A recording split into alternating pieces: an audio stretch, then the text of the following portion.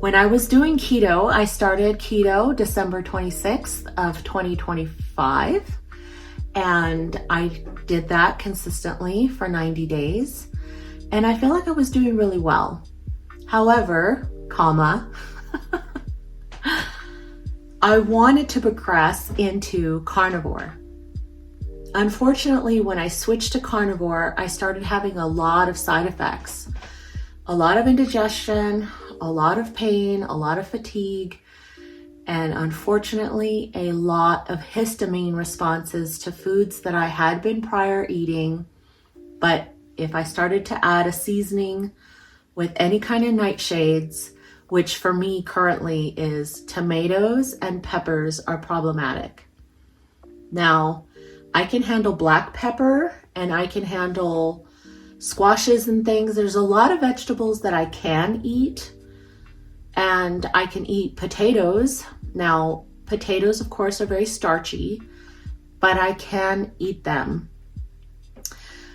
I can eat wheat, which prior to having my gallbladder removed, I struggled to eat wheat. It actually gave me a lot of migraines, gave me an instant, like, not histamine, but like an inflammatory response where my joints would get achy. It would, if I had too much of it or too many times in a row, I would actually get a bad fibro flare. So like the achy joints, and you get what I'm saying. Everybody who has fibromyalgia knows what a flare-up is. So once I had my gallbladder removed, for some reason, I don't know how bile and all of that works with the enzymes of the wheat and the gluten and the structures. I'm not a biologist. I'm not a doctor. I don't know. But my body has decided that, you know what? You can have bread. No migraines, no inflammation, no joint pain. I've been able to eat wheat. That I find very interesting. Now, I had been able to eat corn and rice and wild rice. I had been able to eat a lot of things prior, but gluten was an issue for me. It's not an issue anymore. Prior to my gallbladder removal, I did not have problems with peppers.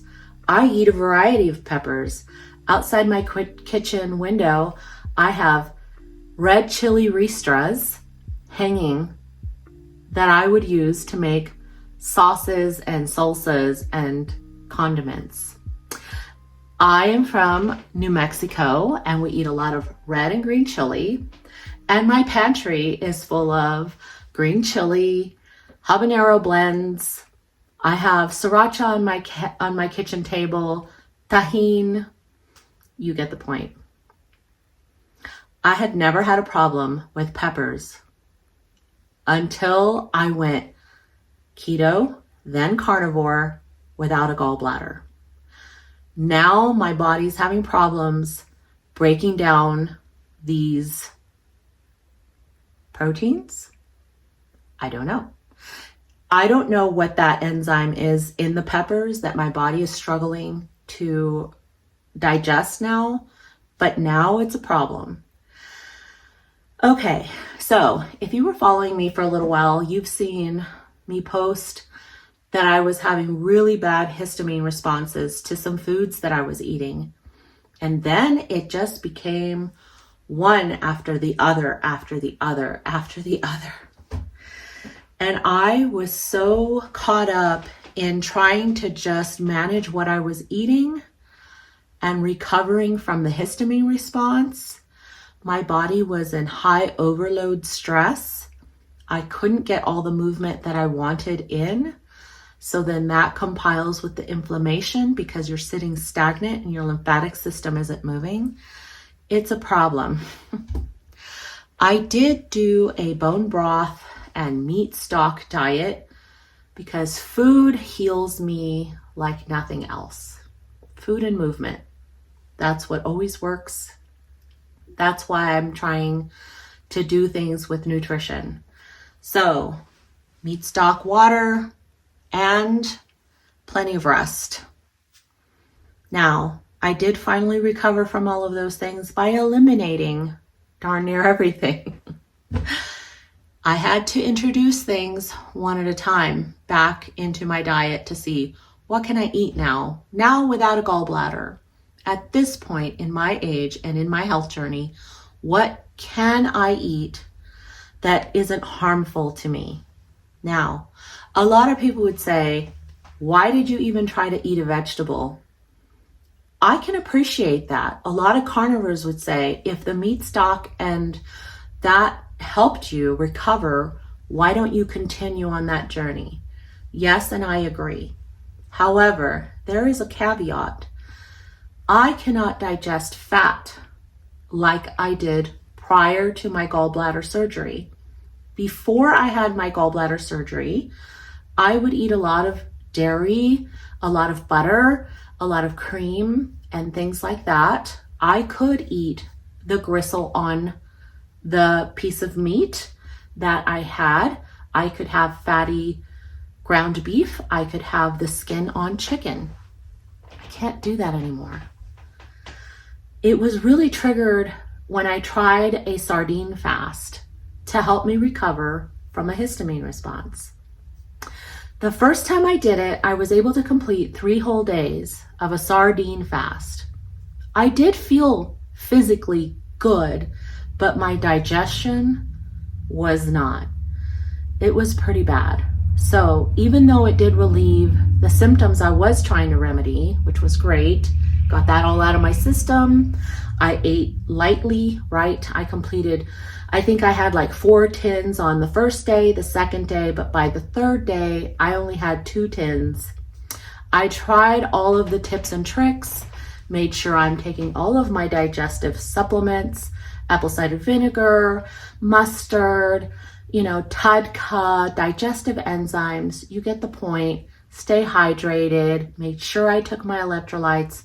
I was not digesting the sardines. So I broke that fast, had a little coleslaw, a little bit of vegetables, I needed the fiber, is what I have discovered, that helps either absorb or draw or help process, break down the fat that I'm digesting. So here's what's happening currently to my body. I had a histamine response and I tried to heal myself by doing another sardine fast. I was only able to complete 1 day. So what's happening is once my body has decided it doesn't like a thing, it actually says no faster, which is good and bad. Because the first sardine diet, I realized it by the 3rd day that I was able to complete it.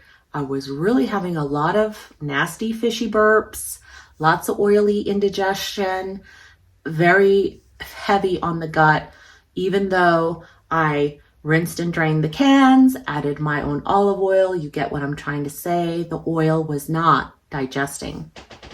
So when I tried to remedy a histamine response with another sardine fast, on the very first day after the very first can, my body said, don't do that. And what did I do? I wanted to complete the fast. Suck it up, buttercup. Just get it done. Just do it.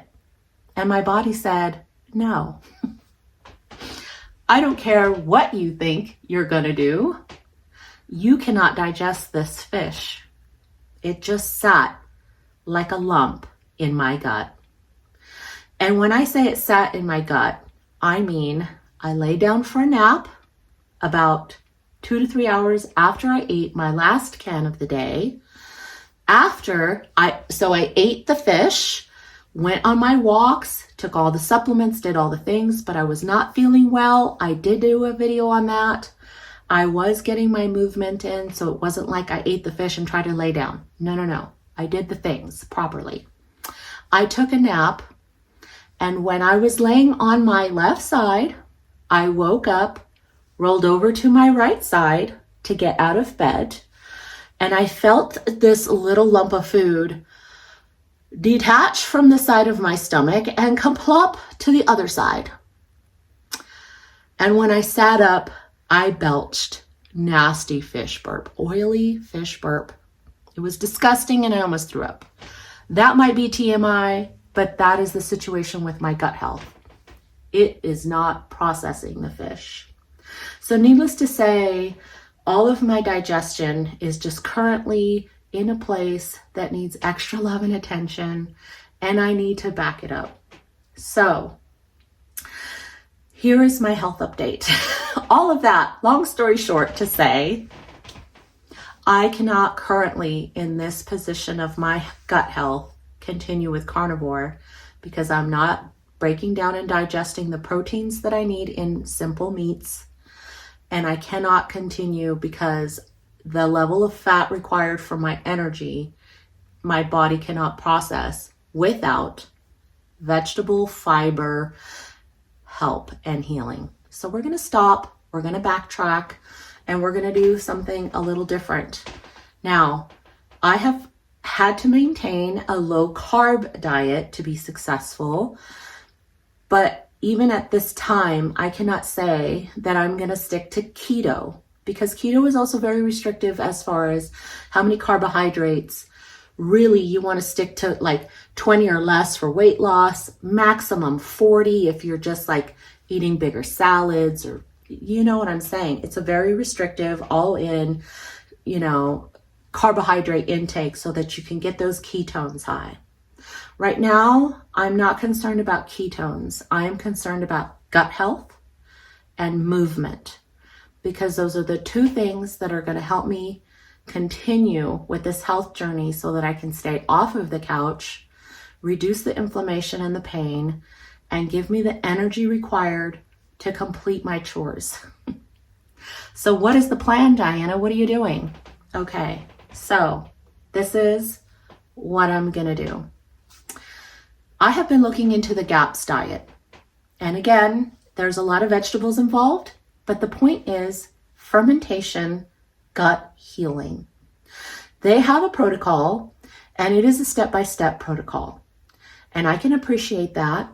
And I don't know if my particular goal, at least today, right now, at this point in my life, to try to reintroduce all foods into my life, I'm going to be doing just fermentations and things to help me rebuild my leaky gut, my microbiome, build up that mitochondria.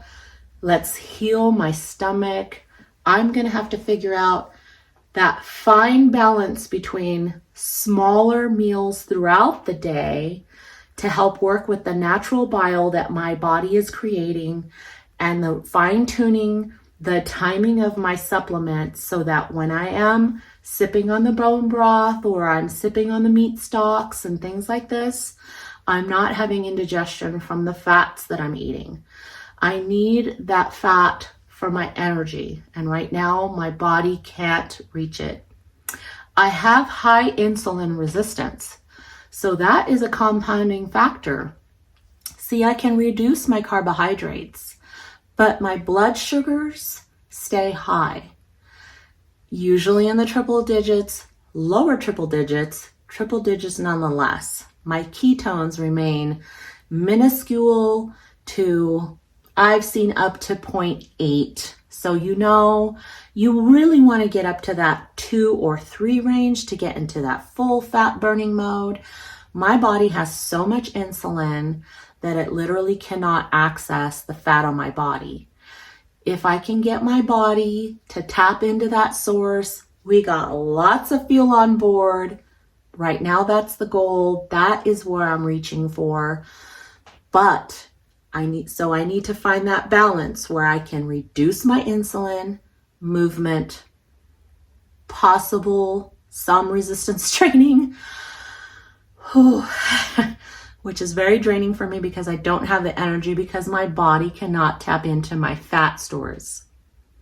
Reducing those carbs, I don't have carbohydrates for our fuel, and my body cannot tap into the fat on my body. so I don't have fat for fuel. And my digestion is compromised, so the fat intake that I'm having is not being utilized to fuel my body properly. And so this is where I am. So that is why I am going to maintain a low carb, not ketogenic, because I am going to be adding kefir.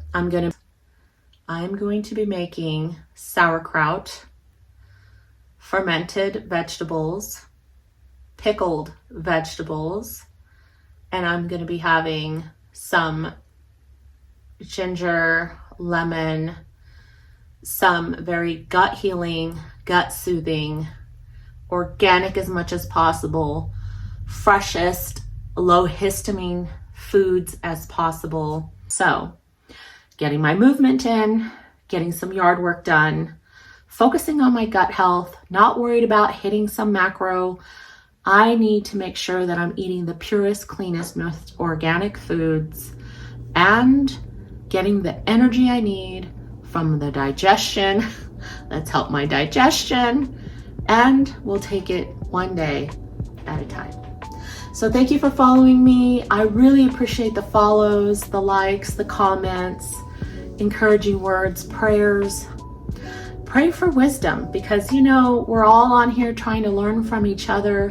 What works for me might not work for you. Maybe I'm an example of the situation that you're in and you want to see if what I'm doing is working. Because maybe before we do keto and before we do carnivore and before we go running and before we do these things, we needed to stop, protect ourselves, breathe, bring that stress level down, and let's heal our gut and do what we can do one day at a time. Have a great day, everyone.